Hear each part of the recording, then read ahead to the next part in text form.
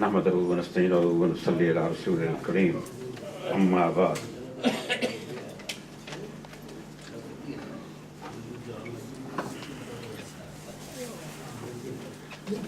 نامی قدر سادہ صد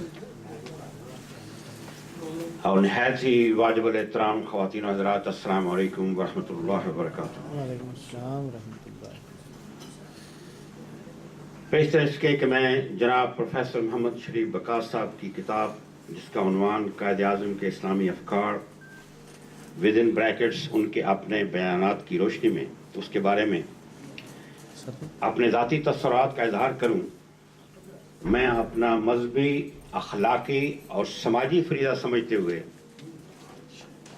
اور ایک نہایت ہی مستند حدیث جو کہ ترمذی شریف میں کوٹ کی گئی ہے اس پر عمل کرتے ہوئے، وہ حدیث مبارکہ یہ ہے کہ من لم یشکر الناس لم یشکر اللہ، یہ اتھینٹک حدیث ہے، almost agreed by all school of thoughts. اس کا مطلب سمپل یہ ہے کہ جو آدمی اپنے بندوں کا شکر گزار نہیں، وہ اللہ تعالیٰ کا بھی شکر گزار نہیں ہو سکتا۔ لہٰذا جیسے میں نے عرض کیا ہے، میں اپنا اخلاقی، سماجی اور مذہبی فریضہ سمجھتے ہوئے اس ادبی محفل کے روح رواں جناب امجد مرزا امجد کا تہ دل سے مشکور ممنون ہوں۔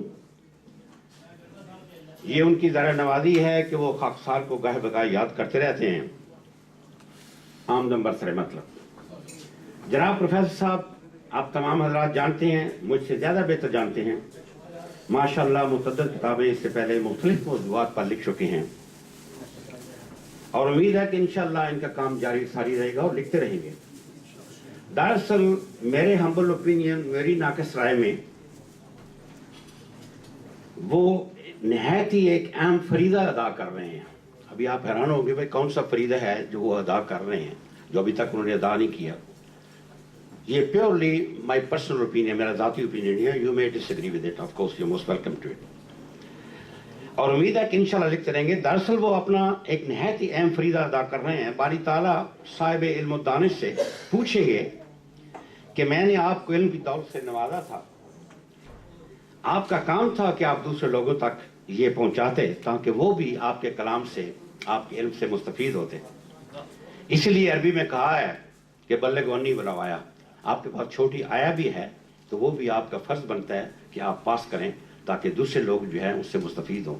تو یہ تو ہمارا ایمان ہے کہ ہم سے سوالات پوچھے جائیں گے کہ آپ جوان تھے، جوانی کا کیا کیا، آپ کے پاس مال و زر تھا، ملینئر تھے تو اس کو کہاں خرچ کیا۔ اسی طرح علم کے بارے میں جو اللہ تعالیٰ علم دیتا ہے انسان کو، اس کے بارے میں بھی سوال کیا جائے کہ بھائی میاں، میں نے تو آپ کو بہت علم سے نوازا تھا، آپ نے اپنے تک محدود رکھا، بڑے سیلفش ثابت ہوئے، لوگ اس سے مستفید نہیں ہو سکے، اس لیے میں نے یہ چیز کوٹ کی ہے، لوگوں تک پہنچا۔ اور ایک چھوٹی سی آیا جیسے میں نے کہا ہے، اور مراد یہ ہے کہ دیے سے دیا جلاتے چلو۔ میں ذاتی طور پر شریف صاحب سے اس لیے متاثر ہوں کہ انہوں نے ہمارے دو ناقابل فراموش محسنوں، میری مراد بانی پاکستان قائد اعظم محمد علی جناح مرحوم رحمۃ اللہ علیہ، اور مفکر اسلام شاعر مشرق علامہ اقبال مرحوم رحمۃ اللہ علیہ کے حالات زندگی، ان کے مشاہدات اور فرمودات اور دیگر پہلوؤں پر بھرپور تحقیقی کام کیے ہیں۔ آپ میرے ساتھ اگری کریں گے، ان کی تحقیق اس میں مستند ہے، اور تاحال ان کا کام جو ہے وہ جاری ساری ہے۔ عام آدمی کے لیے تو آپ کو پتہ ہے کہ چند صفحے لکھنا ہی کار دارد ہے۔ پروفیسر صاحب کی لگن، عشق و جستجو اور ان تھک کاوشوں کا یہی نتیجہ ہے کہ ہمیں ان دو نامور ہستیوں کے بارے میں بہت کچھ پڑھنے کو ملتا ہے۔ ادبی حلقوں میں تو جیسے آپ اس سے پہلے بھی ذکر ہو چکا ہے، اور میں نے خود سنا ہے، ان کے آپ کو پتہ ہے ان کے آرٹیکل تمام اخبارات میں چھپتے رہتے ہیں فرام ٹائم ٹو ٹائم۔ تو جب مجھے اتفاق ہوتا ہے دوستوں سے بات کرنے کا تو واقعی آپ یقین کریں، یہ میں منہ پر تعریف نہیں کر رہا کہ وہ ان کو ماہر اقبالیات کے نام سے یاد کرتے ہیں۔ یہ بالکل، میں اس میں کوئی ایگزیجریشن نہیں ہے۔ اچھا، یہ دوسرے لوگوں کے اوپینین۔ عربی حلقوں میں جب ان کا ذکر ہوتا ہے تو آپ کو ماہر اقبالیات سمجھا جاتا ہے۔ میں مجھے بذات خود ان کی چند کتابیں پڑھنے کا موقع ملا ہے، اور میں اس نتیجے پر پہنچا ہوں کہ واقعی بکاس صاحب کی ریسرچ قابل ستائش ہے۔ میں نے اس کتاب کو بڑا مختصر پڑھا ہے اور سمجھنے کی کوشش کی ہے۔ پروفیسر صاحب نے جس تفصیل سے مرحوم کے افکار کا اسلامی لحاظ سے جو موازنہ کیا ہے وہ قابل غور ہے۔ کتاب کے مطالعے سے آپ کو معلوم ہو جائے گا کہ قائد اعظم مرحوم پاکستان کو ایک جدید اسلامی، فلاحی اور جمہوری مملکت بنانا چاہتے تھے. حاضرین اکرام، پاکستان کو ہمارے وجود میں آتے ہوئے میں نے خود قریب سے دیکھا ہے. مرحوم نے اس ملک کو حاصل کرنے کے لیے جتنی جدوجہد کی ہے اس کی دنیا میں مثال نہیں ملتی. مرحوم کو بڑے عیار، شاطر اور مکار لوگوں سے پالا پڑا، لیکن انہوں نے مرد آئین کی طرح ان سب کا ڈٹ کر مقابلہ کیا اور قدرتی طرف سے عطا کردہ عقل و فراست اور ذہانت کے آگے مخالفین بے بس ہو کر یہ کہنے پر مجبور ہو گئے "It is very difficult to argue with Jinnah." And these were the words, ladies and gentlemen, these are the words said by the Lord Viceroy Mountbatten, and I quote it. He said, "It's very difficult to argue with Jinnah, and it's difficult to convince him too." آپ اندازہ لگائیں کہ قائد مرحوم کی کتنی فراست تھی کہ ایسے عیار اور شاطر قسم کے جو لوگ جو تھے وہ بے بس تھے. لیکن مجھے کہتے ہوئے شرمندگی محسوس ہوتی ہے کہ ہم لوگ قائد اعظم اور علامہ مرحوم کے افکار کے مطابق اسلامی نظریات کے قابل تقلید نمونہ نہ ہی بن سکے اور نہ ہی ہم نے بحثیت قوم اس کی کوشش کی ہے. یہ شرم کی بات ہے ہمارے لیے بحثیت قوم.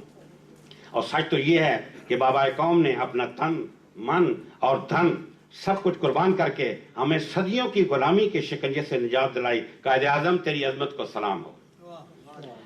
لیکن آج جو حشر وطن عزیز میں ہو رہا ہے، مرحوم کی روح بہت بے چین ہوتی ہوگی. مرحوم نے تو پہلے ہی دور اندیشی کا ثبوت دیتے ہوئے ایک تاریخی اور زومانی فکرہ استعمال کیا تھا. آپ کو بھی یاد ہوگا لیکن میں ریپیٹ کرتا ہوں. مجھے معلوم ہے، ود ان بریکٹس، قائد فرماتے ہیں مجھے معلوم ہے کہ میری جیب میں چند کھوٹے سکے ہیں.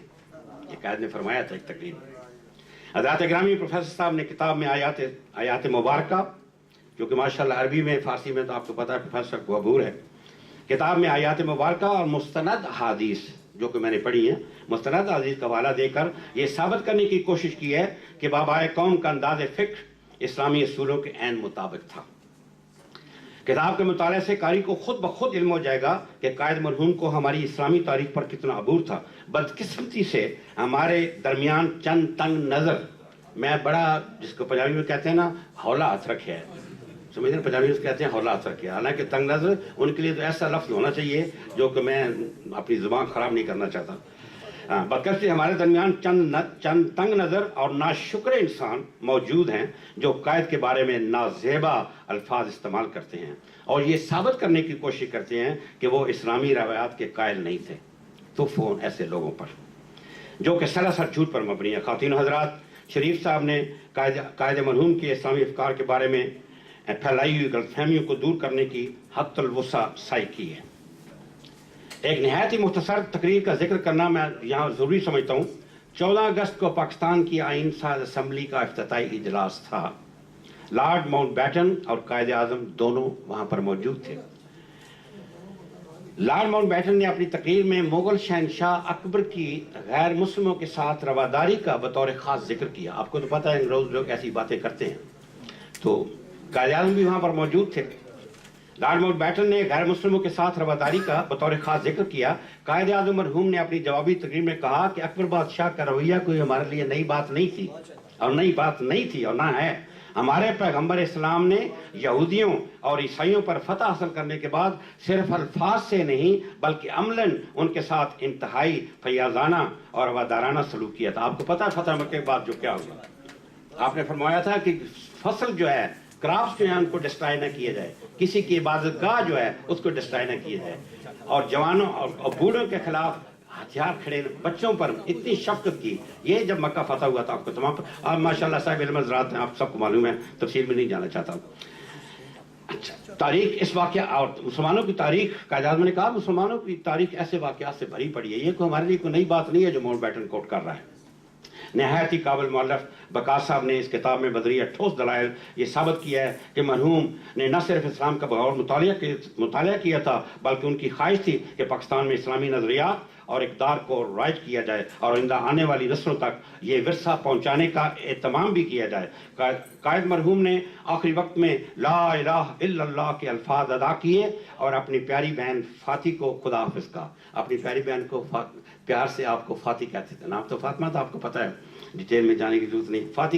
फातिह कहकर खुदा हाफ़िज़ कहा और इस दार फ़ानी से रेल फरमा गए। मैं आप तमाम हजरात से गुजारिश करता हूँ कि आप तमाम मिलकर मरहूम की मग़फ़िरत के लिए दुआ करें। रब्बुल इज़्ज़त हम तमाम पाकिस्तानियों के मौसम को जन्नतुल फ़िरदौस में आला मकाम अता फरमाए। आमीन सुम्मा आमीन। पाबंदी वक्त को मलहूज़ खातिर रखते हुए अपने चंद फ़िक़रात पर इत्तफ़ाक़ करता हूँ। अल्लामा इकबाल मरहूम का शेर प्रोफेसर साहब की खिदमत में अर्ज़ है।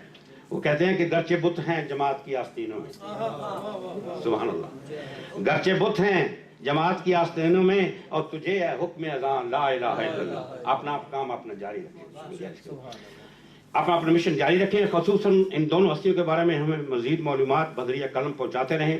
अल्लाह करे ज़ोर कलम और ज़्यादा। आखिरी बात, इंग्लिश में एक कहावत है, कहते हैं the proof of the pudding is in eating. You must have heard it, I'm pretty sure. You must have heard it, you must have read it. Proof of the pudding is in writing.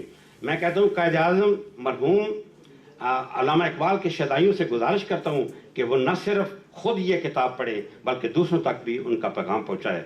Munawwar साहब की किताब मैंने अभी पढ़ी नहीं है, खरीदूंगा ज़रूर, लेकिन उनका कलाम अक्सर अखबारात में आता रहता है, मैं पढ़ता रहता हूँ। उनके एक बहुत ही अच्छा शेर जो इससे पहले कोट हो चुका है, लेकिन ये शेर ऐसा है कि दोबारा भी अगर अर्ज़ करूँ तो इंशाल्लाह अपन जाए करेंगे। और अपना मिर्ज़ा साहब ने उनको पहले ट्रिब्यूट दे दिया है। ये बहुत अच्छा शेर है। वो कहते हैं बस इतनी मुनव्वर की दुआ तुझसे है मौला। क्या खूब कहा है, बस इतनी मुनव्वर की दुआ तुझसे है मौला, इंसान से इंसान को बस प्यार सिखा दे। और इसी के मुकाबले में एक और शायर ने कलम आजमाई की है और वो भी खूब छोटी बैर में शेर लिखा है। कहते हैं कोई भी मसलक इख्तियार करे, कोई भी मसलक इख्तियार करे, बस आदमी आदमी से प्यार करे।